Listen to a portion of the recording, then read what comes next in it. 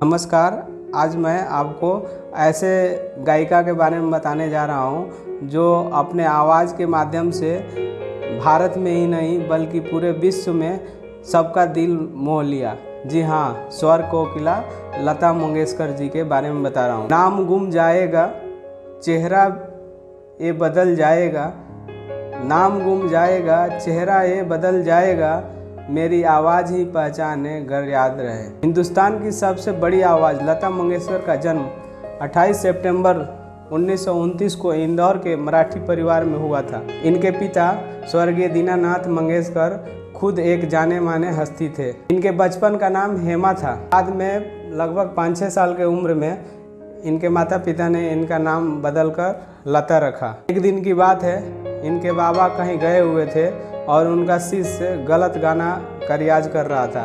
तब लता जी ने उसको सिखाया कि ऐसे नहीं, ऐसे करते हैं। और तब तक इनके बाबा आकर और पीछे खड़े थे, वो सब चीज़ देख रहे थे। उससे इनके बाबा ने इनके मम्मी को बताया कि हम दूसरे बच्चे को शिक्षा दे रहे हैं और हमारे घर में ही इतना बड़ा कलाकार छुपा हुआ है जिसको हम समझ नहीं पा रहे हैं। उसके बाद से उन्होंने लता जी को शिक्षा देना आरंभ कर दिया। एक बार की बात है, मंच पर कार्यक्रम चल रहा था और उसमें नारद का रोल करने वाला कलाकार नहीं आया। तो लता जी ने दीनानाथ जी से कहा कि बाबा यह रोल मैं करूं। तो दीनानाथ जी ने कहा कि तुम इतनी छोटी हो, हमारे साथ कहां कर पाओगी। तब लता जी ने कहा बाबा देख लेना, वंस मोर लेकर आऊँगी। और ऐसा ही हुआ। तब से लता जी ने दीनानाथ जी के साथ स्टेज प्रोग्राम में भाग लेने लगी। 13 साल की उम्र में इन्होंने फिल्म इंडस्ट्री में भी गाना शुरू कर दिया। फिल्म जगत में इन्होंने सबसे पहले मराठी फिल्मों से शुरुआत की। इन्होंने हिंदी भाषा में अपना पहला गाना 1943 में बॉबी मराठी फिल्म के लिए गाया। बचपन से ही इनका जीवन संघर्ष में रहा। बचपन में इनके पिता जो ज्योतिष के बहुत बड़े ज्ञाता थे, एक बार इनसे कहा देखो बेटी, तुम आगे जाकर बहुत सफल होगी जिसकी कोई कल्पना भी नहीं कर सकता, लेकिन उस सफलता को देखने के लिए मैं नहीं रहूँगा और तेरी शादी भी नहीं होगी। पूरे परिवार की जिम्मेदारी उस पे ही रहेगी। और ठीक ऐसा ही हुआ। पंडित दीनानाथ जी का स्वर्गवास हो गया और अब स्टेज शो के साथ साथ वह फिल्मों में भी छोटा मोटा रोल करने लगी। मास्टर विनायक की कंपनी में ये काम करती थी।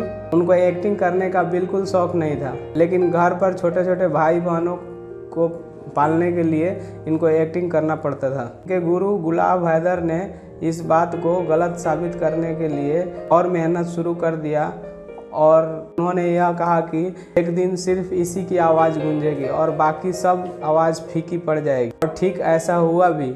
फिर इन्होंने पुराने से लेकर नए संगीतकारों के साथ काम किया। इनके ऊपर दबाव दिया गया कि म्यूजिक डायरेक्टर बनिए, लेकिन इन्होंने यह कहकर मना कर दिया कि अगर मैं डायरेक्टर बनती हूँ तो जो पहले से डायरेक्टर हैं उनके साथ प्रतिस्पर्धा हो जाएगी, जिससे उनको दिक्कत होगा। लेकिन एक बार की बात है कि इन्होंने अपना नाम बदलकर एक मराठी फिल्म में संगीत दिया। लेकिन यह राज तब खुला जब एक अवार्ड फंक्शन में बार बार आनंद घाम करके बुलाया जाने लगा और ये वहीं पे बैठी थी, लेकिन जा नहीं रही थी।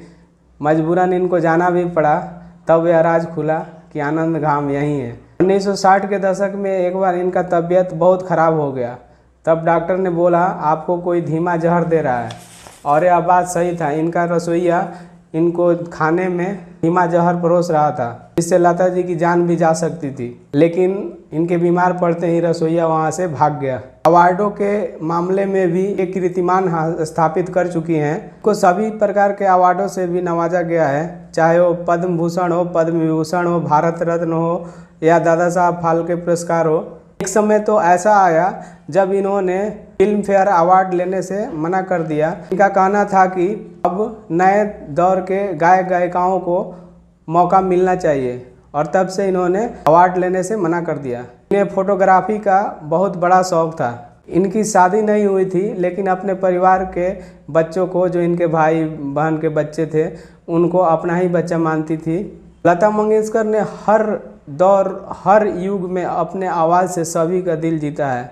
कहा जाता है जब भारत चाइना युद्ध हुआ था तब लता जी ने गाना गाया अय मेरे वतन के लोगों जरा आँख में भर लो पानी।